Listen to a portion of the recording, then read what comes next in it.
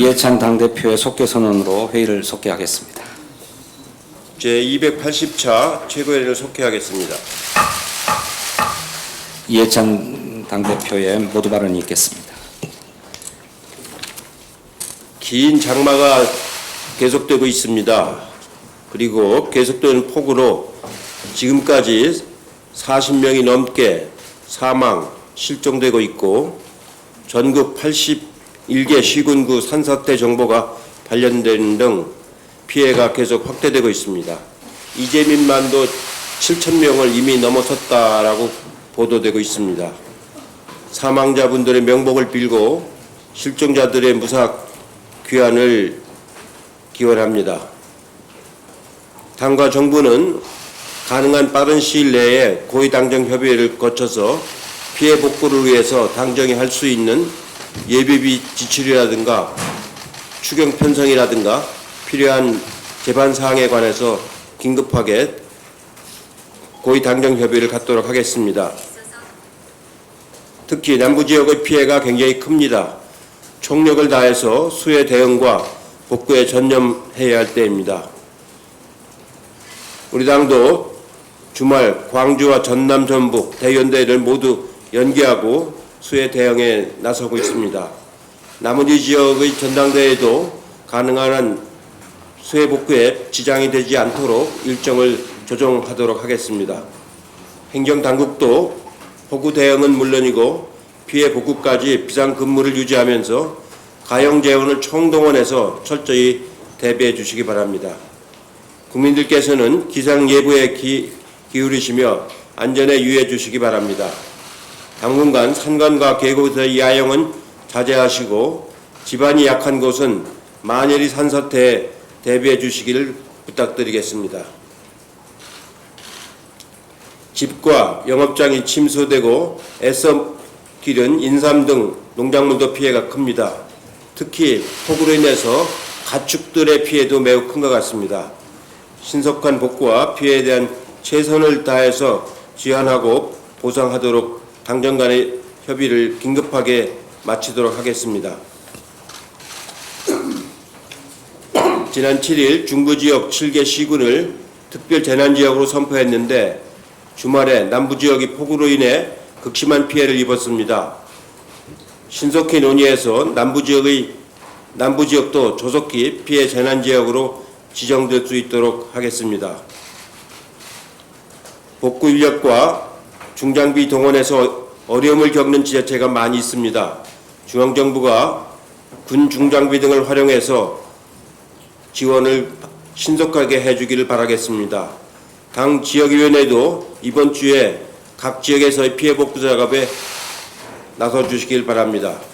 이번 집중호우를 겪으면서 하수 처리 능력과 시소에서 부족한 부분이 나와 있습니다. 전체적으로 보면은 그동안 피해를 안 겪었던 지역에 이번에 피해를 겪는 걸 보면은 이미 오래전에 구축한 그런 시설들이 당시 기준과 지금 기준에 맞지 않기 때문에 그런 피해 범위가 넓어지고 있는 것 같습니다. 현재 수준의 기준에 맞도록 제반 시설을 재정비하도록 해야 될 것 같습니다. 또 하나의 걱정거리는 감염병입니다. 선제적이고 기민하게 대응을 해야 합니다. 비가 오랫동안 많이 오면서 실내 활동이 늘어나다 보니 코로나 감염 확진자도 조금씩 늘어나고 있고 수해 이후 수인성 감염병과 피부병, 눈병에 가축 전염병도 발생하기가 쉽습니다. 코로나 대응으로 많이 지치셨을 텐데 수해까지 참 안타깝지만 방역당국과 의료계 모두 방역대책과 대응에 최선을 다해 주시기 바랍니다. 당에서도 최선을 다하도록 하겠습니다. 국민 여러분께서도 수해 속에서도 일상적인 생활을 하면서도 감염에 더 유의해 주시기 바랍니다. 이제는 수해 복구에 여야 없이 모두가 최선을 다할 때입니다. 마침 이번 주에는 국회가 열리질 않기 때문에 여야 간에 수해 복구에 최선을 다할 수 있도록 협의해 주시기를 바랍니다. 고맙습니다. 네, 이어서 김태년 원내대표의 발언이 있겠습니다. 역대 최장의 장마와 집중폭우로 인한 물폭탄에 인명피해가 속출하고 있습니다. 이미 수십 명의 사망자와 수천 명의 이재민이 발생해서 2011년 이후 가장 많은 인명피해가 발생했습니다. 그런 가운데 태풍 장미가 오늘 남해안에 상륙할 예정이어서 비 피해가 더 커질 것이 우려됩니다. 특히 올해 장마는 평년보다 예측이 어렵고 피해가 광범위합니다.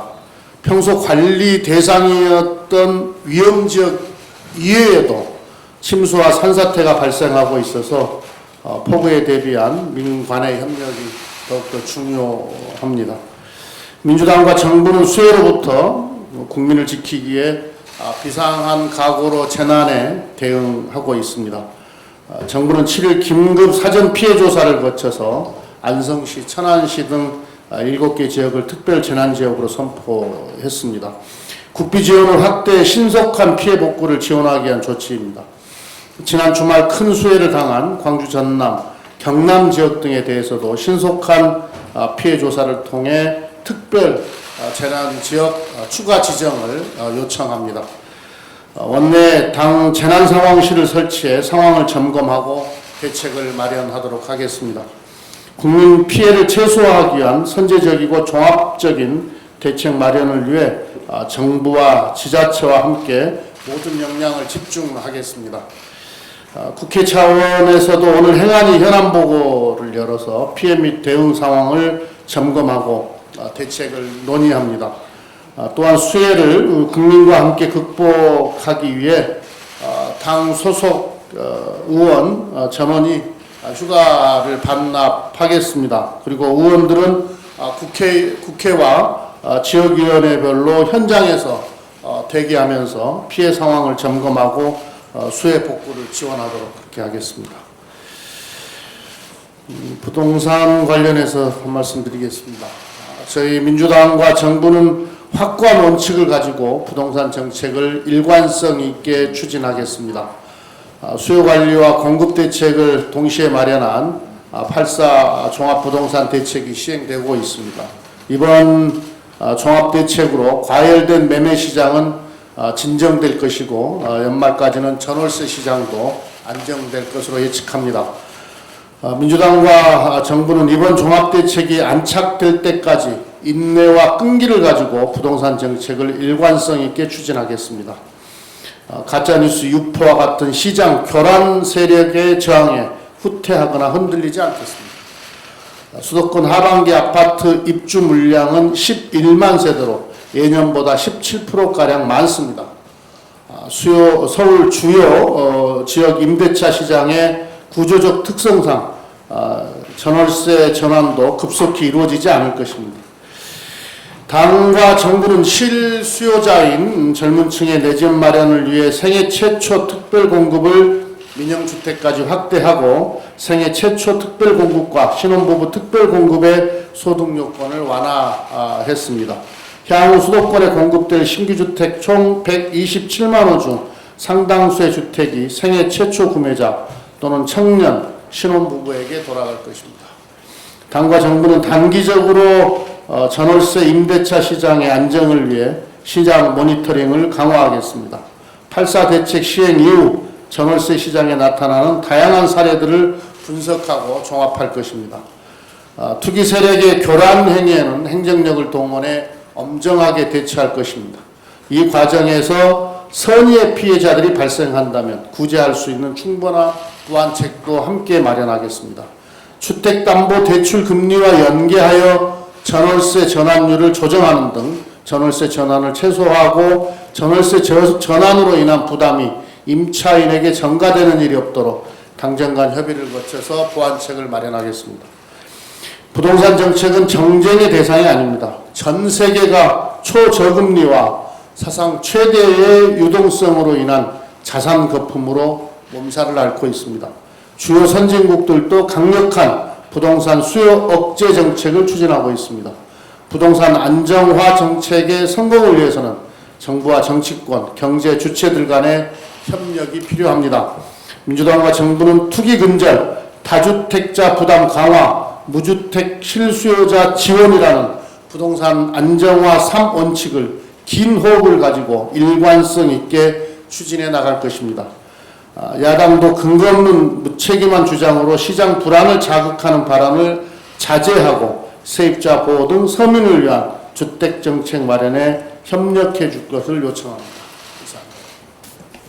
네, 이어서 박광원 최고위원께서 발언하겠습니다. 네, 폭우와 홍수로 많은 국민이 목숨을 잃고 또 실종되고 다쳤습니다. 이재민도 많이 발생했습니다. 하늘이 무너지고 땅이 꺼지는 고통과 절망을 마주하고 계시는 많은 국민께 깊은 위로의 말씀을 드립니다. 집과 일터를 하루빨리 복구할 수 있도록 모든 수단을 총동원하겠습니다.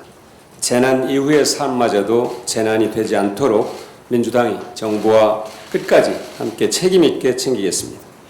오늘 오후부터는 태풍도 상륙할 것으로 예보되고 있습니다. 정부와 지자체가 위험 가능성을 최대치로 설정하고 철저하게 대비할 것입니다. 민주당도 최선의 비상 대응 체제를 갖추고 피해를 최소화하는 데 총력을 다하겠습니다. 피해 복구 작업을 최대한 신속하고 책임 있게 이행하는 것이 중요합니다. 정부가 7개 지역을 특별 재난 지역으로 선포했습니다만 추가 지정이 불가피한 상황입니다. 하루라도 빨리 피해 지역이 특별 재난 지역으로 선포되도록 지자체 피해 조사를 돕고 정부와 신속하게 협의하겠습니다. 수해 복구 계획 수립 이전이라도 응급 복구를 위한 재정 수요가 발생한 곳은 신속하게 예비비를 투입해 나가도록 하겠습니다. 올해 예비비가 코로나 대응으로 2조 원 정도 남아 있는 것으로 되어 있습니다. 2002년 태풍 때 4.1조 원의 추경이 있었고 2006년 태풍 때도 2.2조 원의 추경을 편성해서 전액 피해 복구에 투입한 경험이 있습니다. 현재 남아있는 예비로 응급복구가 어렵다면 국회가 선제적으로 추경을 검토하고 정부에 제안할 필요가 있다고 봅니다. 생활 안정 대책에도 만전을 다하겠습니다. 집중호우로 일자리가 불안해지고 소득이 줄어든 취약계층이 있습니다. 소상공인과 자영업의 어려움도 더욱 커졌습니다. 정부와 지자체가 신속하게 협의해서 생활 안전망을 확충하도록 노력하겠습니다. 많은 국민과 기업이 재난을 극복하기 위해서 힘을 모으고 있습니다. 존경과 감사의 말씀을 드립니다. 이런 공동체 정신이 재난을 극복하는 가장 강력한 힘이라는 것을 우리가 코로나 극복 과정에서 확인한 바 있습니다. 모든 국민께 다시 한번 위로의 말씀과 함께 감사의 말씀을 드립니다. 이상입니다. 다음으로 설훈 최고위원께서 발언하겠습니다. 47일째 계속된 장마로 인명 재산 피해가 발생하고 국민과 관계당국이 힘을 합쳐 복구와 구조 활동에 애를 쓰고 있는 이때 온라인에서 정부 여당을 비판하는 허위 정보가 유통되고 미래통합당에서 이를 확대 재생산하는 등 재난 피해도 정쟁을 앞세우고 있습니다. 안타깝습니다.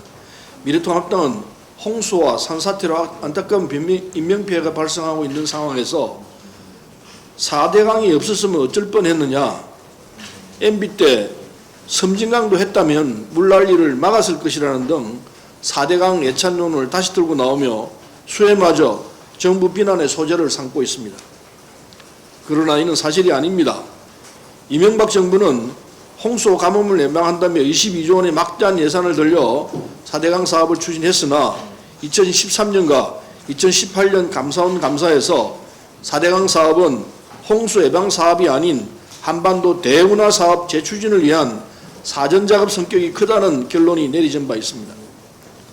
4대강 본류가 아닌 지천, 지류를 중심으로 발생하는 홍수에 4대강 사업은 효과가 없기 때문에 사업 추진 당시부터 환경장치 등은 지류 지천 정비부터 해야 한다고 주장했습니다.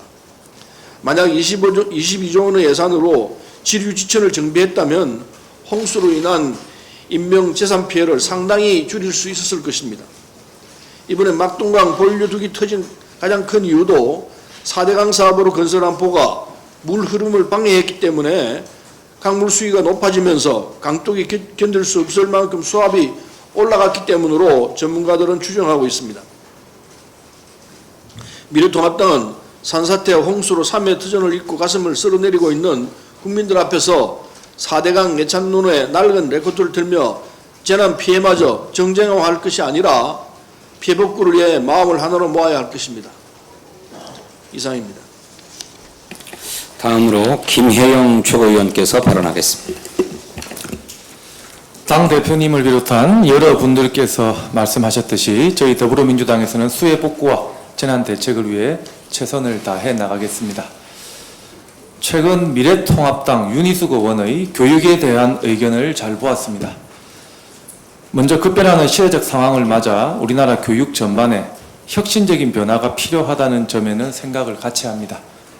또한 IT 기술을 활용한 학생 개인별 맞춤형 스마트 교육이 필요하다는 점, 수학 과목에 대한 기초학력 미달 학생이 증가하여 이에 대한 대책이 필요하다는 의견에도 동의합니다.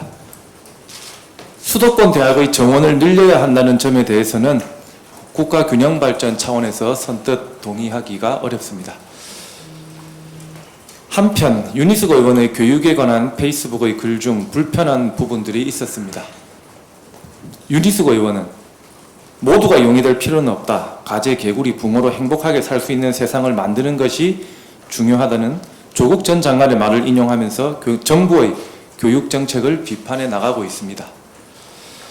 그런데 위의 말은 조국 전 장관의 개인 의견이지 더불어민주당과 정부의 의견이 아닙니다. 윤희숙 의원은 아이들에게 아무것도 못해도 괜찮다. 어떤 가제가 되어도 사회가 너를 행복하게 해줄 의무가 있다라고 가르치는 것은 정작 불행한 과제들을 만들어낼 가능성이 높다고 주장합니다. 그런데 교육 당국의 어느 교육자가 아이들에게 아무것도 못해도 괜찮다고 가르치고 있습니까? 사실이 아닌 내용을 바탕으로 논지를 펼쳐나가고 있습니다. 윤희숙 의원은 이렇게 아이들을 주저앉히는 이유가 교사나 학교가 편하려고 또는 향상의 의지를 가진 국민이 많아지는 것을 정부가 반기지 않아서라면 이것은 국민과 역사에 큰 죄를 짓는 것이라고 주장합니다. 비록 가정법적인 문장을 사용하고 있지만 교육당국의 많은 공직자들과 교사들을 폄훼하는 무책임한 표현이라고 생각됩니다. 또한 공교육의 질을 끌어올리는 것이 시급한 과제라고 하더라도 이러한 표현은 공교육을 받고 있는 아이들과 부모들을 한없이 무시하는 발언입니다. 윤희숙 의원은 정부와 교육당국이 용이 되고 싶은 아이들, 가재 중에서도 큰 물에서 노는 바닷가재가 되고 싶은 아이들의 가능성을 키우는데 관심이 없을 뿐 아니라 동네 개천의 가재 친구들에게도 무시당하는 가재들을 이렇게 세우는 노력도 안 하고 있다고 주장합니다. 그런데 윤희숙 의원님에게 묻고 싶습니다. 누가 용이고 누가 가재입니까? 누가 가재 친구들에게도 무시당하는 가재입니까?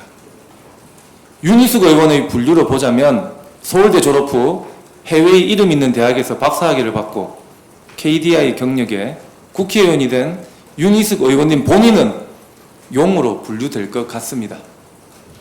하지만 대통령이든 국회의원이든 재벌이든 자영업자든 평범한 회사원이든 모두 똑같은 사람입니다. 다만 사회에서 맡은 역할이 다를 뿐입니다. 대한민국 국민을 용과 가재로 나누고 다시 가재를 바닷가재와 동네 개천의 가재, 동네 개천의 가재에게도 무시당하는 가재로 나뉘는 윤희숙 의원님의 방식에 저는 동의할 수 없습니다. 비유적인 표현이라고 항변할지 모르겠지만 이러한 발언들 속에 윤희숙 의원님의 인간을 바라보는 기본적인 관점과 교육관이 은연중에 나타난 것이라고 생각합니다. 정치인에게는 세부적인 정책 능력도 중요하겠지만 그보다 우선은 인간에 대한 깊은 이해가 아닐까 합니다. 교육은 우리 아이들이 미래를 살아가는 데 필요한 것을 가르쳐 줄 수 있어야 하고 갈수록 커져가는 우리 사회의 격차를 완화하는 수단이 되어야 합니다. 또한 이러한 것들을 추구하는 과정에서 공정의 관점을 늘 염두에 두어야 하는 매우 어려운 분야입니다. 교육 정책에 대하여 사람의 가치에 바탕을 둔 비판과 대안은 언제든 환영한다는 말씀을 드리고 교육당국에서도 미래 시대를 대비할 수 있는 교육을 위해 파괴적인 혁신안을 만들어 나가야 할 것입니다. 이상입니다. 네, 이어서 이형석 최고위원께서 발언하겠습니다. 예, 대표님께서도 언급이 있었습니다만 유례 없이 긴 장마와 열흘 동안 이어진 폭우로 인해 인명과 재산 피해가 속출하고 있습니다.